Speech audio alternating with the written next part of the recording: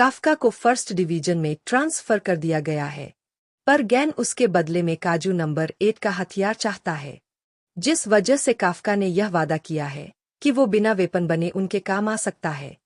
तो क्या अब काफ्का अपनी बात को प्रूव कर पाएगा या फिर गैन उसे एक वेपन में कन्वर्ट करके रहेगा? तो चलिए देखते हैं कि आगे क्या होता है। तब यहाँ पूरे शहर में सबको भूकंप महसूस होने लगता है और बिल्डिंग टूटनी स्टार्ट हो जाती है, पर किसी को भी कुछ समझ नहीं आ रहा होता। तब सभी लोग नोटिस करते हैं कि शहर के बीचों बीच एक बहुत बड़ा गड्ढा बन चुका है और उसके अंदर से बहुत सारे काजूस बाहर आने स्टार्ट हो जाते हैं, जिस वजह से पूरे शहर में भगदड़ मच जाती है। तब यहाँ दूसरी तरफ फर्स्ट डिवीजन की ट्रेनिंग चल रही होती है और सभी लोग बहुत बुरी तरह थक चुके होते हैं, पर काफ्का एक्स्ट्रा ट्रेनिंग कर रहा होता है क्योंकि उसे वहां पर रहने के लिए किसी भी तरह अपनी वर्दीनेस को प्रूव करना होगा, नहीं तो उसे मार दिया जाएगा। तब की कोरूक फर्स्ट डिवीजन के कैप्टन के पास चली जाती है ताकि वह उसे पर्सनल लेसन देके ट्रेनिंग करवा सके और वो और भी ज्यादा ताकतवर हो सके। तब वो जैसे ही गैंग के कमरे में जाती है, वैसे ही गैंग पहले ही उसके आगे झुक जाता है कि कोरू प्लीज मुझे पैसे दे दो। पता नहीं कैसे पर मेरे अकाउंट में से सारे पैसे गायब हो चुके हैं। क्या तुम बकवास कर रहे हो? एक बार पीछे देखो, तुमने कितने सारे बॉक्सेस को ऑर्डर कर रखा है और तुम्हें शर्म नहीं आ रही अपने साथी से ऐसे पैसे मांगते हुए? प्लीज मेरे साथ ऐसा मत करो, चुप करो और मुझे ट्रेन करो। तब वहां पर काजू का अलर्ट बजने लगता है, जिस वजह से फर्स्ट डिवीजन को काइजू के साथ निपटने के लिए बुलाया जाता है और वह सभी लोग इसके लिए तैयार हो जाते हैं। पर गैन को बहुत ज्यादा गुस्सा आ रहा होता है क्योंकि वो काइजू की वजह से कि कोरू से पैसे नहीं मांग पाया होता है। तब यहाँ सभी लोग काजू से बचने के लिए शेल्टर की तरफ भाग रहे होते हैं, पर शेल्टर्स बहुत जल्दी फुल होने लगते हैं, जिस वजह से कुछ लोगों को रास्ते को बदल कर जाना पड़ता है और इसी वजह से यहाँ पर एक छोटी लड़की को चोट आ गई होती है। भाई मुझे डर लग रहा है। चिंता मत करो, फर्स्ट डिवीजन रास्ते में ही होगी और मुझे पूरा यकीन है कि गैन बहुत जल्दी इन काइजूस को हरा देगा। तभी एक काजू वहां पर आ जाता है, जिस वजह से वो बच्चा अपनी बहन को बचाने के लिए उस काइजू के सामने आ जाता है और उसे पूरा भरोसा होता है कि गैन आकर उसे बचा लेगा। तब वो काइजू जैसे उसे खाने वाला होता है, वैसे ही गैन आकर उस काइजू को मार देता है, जिसे देखकर वो बच्चे हैरान हो जाते हैं। ओए बच्चे, तुमने मेरे नाम के आगे कैप्टन नहीं लगाया, तो इसलिए अब तुम्हें इसकी सजा के तौर पर इंटरनेट पर कैप्टन गैन कूल है 10 बार लिखना होगा। तब कुछ सोल्जर्स उन बच्चों को सेफ्टी जोन्स की तरफ ले जाते हैं और फर्स्ट डिवीजन के प्लटून लीडर अपनी अपनी स्क्वाड को लेकर अलग अलग जगहों पर काइजूस को डिस्ट्रॉय करने चले जाते हैं। तब गैस सभी को काइजूस को अपने हिसाब से मारने के लिए कहता है और उन्हें यह भी बताता है कि अगर कोई काइजू बच जाएगा तो वो लोग उन्हें न्यूट्रलाइजेशन जोन में भेज देंगे, जहां पर कि कोरू और काफ्का उन काइजूस को मार गिराएंगे ताकि गैनी यह देख सके कि वह दोनों कितने काबिल है। तब यहाँ हेडक्वार्टर्स में सभी लोगों ने सभी स्क्वाड्स के ऊपर नजर रखी हुई होती है और सभी लोगों के बारे में जानकारी इकट्ठी कर रहे होते हैं ताकि उन्हें पता लग सके कि सभी लोग सही सलामत शेल्टर्स में पहुंच चुके हैं। तब सभी स्क्वाड्स काजूस पर हमला करना स्टार्ट कर देती है और कुछ काइजूस को न्यूट्रलाइजेशन जोन्स की तरफ भेज दिया जाता है, जहां पर कि कोरू अपना हथियार निकाल लेती है और एक आइजू को एक ही झटके में उड़ा देती है, जिसे देखकर सभी लोग हैरान हो जाते हैं।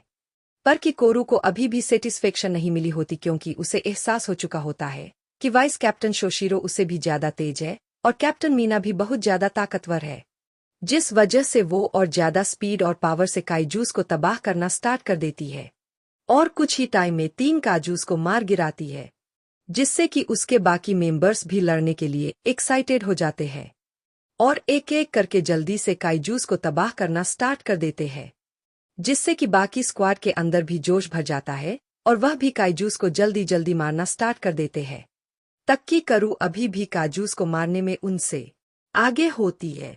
तब फर्स्ट डिवीजन का वाइस कैप्टन ईजी कहता है, गेन लगता है तुम्हारे फर्स्ट ईयर के मुकाबले यह तुमसे ज्यादा ताकतवर है। क्या तुम मजाक कर रहे हो? मैं इससे ज्यादा ताकतवर था। पर यह सब कुछ छोड़ो, यहाँ पर कुछ ठीक नहीं है। आन टाइप काजूस बहुत कम सरफेस पर आते हैं और यह भी तभी पॉसिबल होता है जब कोई टनल को खोदते हुए उन्हें ढूंढ ले, और यह पहली बार है जब इतने सारे आन टाइप काजू सरफेस के ऊपर आए हैं। आखिर का यहाँ पर चल क्या रहा है? काजूस बहुत अजीब तरीके से बिहेव कर रहे हैं। और इससे तो मुझे थर्ड डिवीजन का बेस याद आ गया है। शायद तुम ठीक कह रहे हो। और लगता है कोई और है जो कि पीछे से इन्हें ऑर्डर दे रहा है। तब और भी काजूस काफका की टीम की तरफ बढ़ने लगते हैं, जिस वजह से काफका डर रहा होता है। और यहाँ हेडक्वार्टर्स में सभी लोग यह देखने के लिए काफी ज्यादा एक्साइटेड होते हैं कि अब काफका क्या करेगा। तब काफका की टीम लड़ने के लिए तैयार हो जाती है और काफका भी हिम्मत जुटाकर पार्शियली अपनी बॉडी पार्ट्स को काइजू में कन्वर्ट करने में सक्सेसफुल हो जाता है और आंट काजू पर हमला कर देता है। पर उसका हमला बिल्कुल भी इफेक्टिव नहीं होता। तब किसी को भी समझ नहीं आ रहा होता कि आखिरकार काफका पूरी तरह से काइजू में कन्वर्ट क्यों नहीं हो पा रहा है। मुझे लगा ही था कि मैं इसे पार्शियल ट्रांसफॉर्मेशन से नहीं हरा पाऊंगा, पर मुझे डर है कि अगर मैं पिछली बार की तरह आउट ऑफ कंट्रोल हो गया तो यहाँ पर बहुत सारे लोग खतरे में आ सकते हैं। पर इस टाइम मैं हेजिटेट नहीं कर सकता। मुझे आगे बढ़कर मीना के साथ खड़े होने की जगह बनानी होगी। तब काफका ट्रांसफॉर्म होना स्टार्ट हो जाता है और पूरी तरह से काइजू एड में कन्वर्ट हो जाता है। पर तभी अचानक से उसकी ट्रांसफॉर्मेशन फेल हो जाती है और वो आठ काजू आकर उसे दूर पटक देता है, जिस वजह से काफका बहुत ज्यादा जख्मी हो जाता है। और यहाँ पर सभी लोग यह देखकर काफी ज्यादा हैरान हो रहे होते हैं कि काफका ट्रांसफॉर्म नहीं हो पाया, जिसके बारे में वो सभी लोगों को बता देते हैं।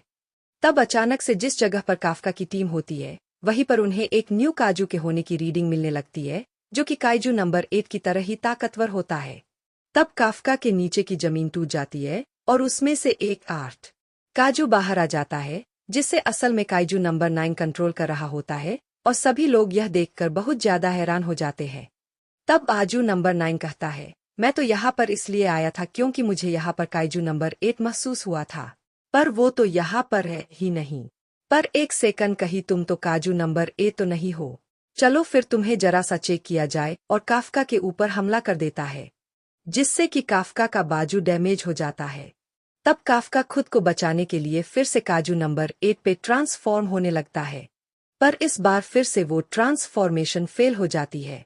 तब गैनी यह डिसाइड करता है कि वो काइजू नंबर 8 की मदद करने जाएगा, पर तभी उसके सामने एक और 8 काजू आ जाता है, जिसे फिर से काइजू नंबर 9 कंट्रोल कर रहा होता है। और सभी लोगों को वहां पर 2 काइजू नंबर 9 के होने के सिग्नल मिलने लगते हैं, जिस वजह से सभी लोग हैरान हो जाते हैं। तब मरे हुए काइजूस भी एक साथ मर्ज होना स्टार्ट हो जाते हैं, जिस वजह से फिर से उनके दुश्मन बढ़ने लगते हैं। और हेडक्वार्टर्स को एहसास हो जाता है कि यह हमला थर्ड डिवीजन पर हुए हमले से भी ज्यादा बड़ा है। तब गैस सोचता है, काचू नंबर 9 ने आके तो सारी लड़ाई को बदल ही दिया, तो यह है इसकी पावर।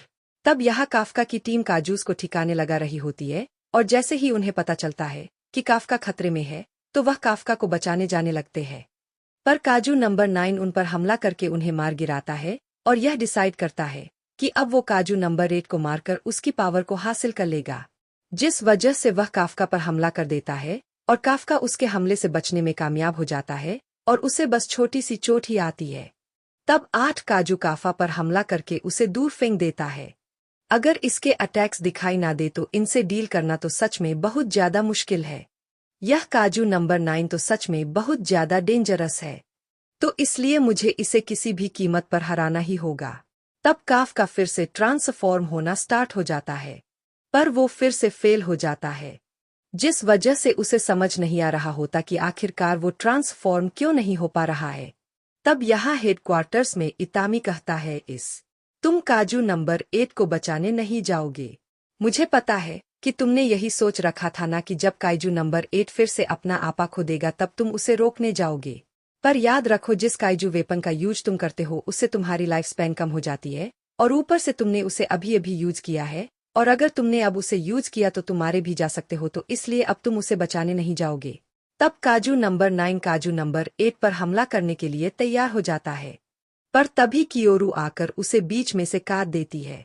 पर काजू नंबर 9 फिर से जुड़ जाता है। अब आखिरकार तुम कौन हो? तुम्हें मेरा नाम जानने की कोई जरूरत नहीं है, क्योंकि आज तुम मरने ही वाले हो। तब की कोरू अपनी सूट की पावर को बढ़ाने लगती है, और यहाँ दूसरा काइजू नंबर 9 भी काइजू नंबर 8 को मारने के लिए वहां से जाने के लिए तैयार होता है। माफ कर देना, पर अभी तुम काइजू नंबर 8 को मारने नहीं जा सकते क्योंकि तुम्हारे सामने एक कैप्टन खड़ा है। तब काजू नंबर 9 गेट पर हमला कर देता है, पर कैन बड़ी फुर्ती से उसके हमले से बच जाता है और सीधा काजू नंबर 9 पर हमला कर देता है। तब हेडक्वार्टर सभी लोगों की लड़ाइयों को देख रहा होता है और डायरेक्टर ईसाऊ सोचता है यह ट्रायल नेक्स्ट जनरेशन का है, तो उन्हें खुद इस चैलेंज को ओवरकम करना होगा। और गाइस, इसी के साथ यह एपिसोड खत्म हो जाता है। अब नेक्स्ट एपिसोड का लिंक आपके सामने आया होगा।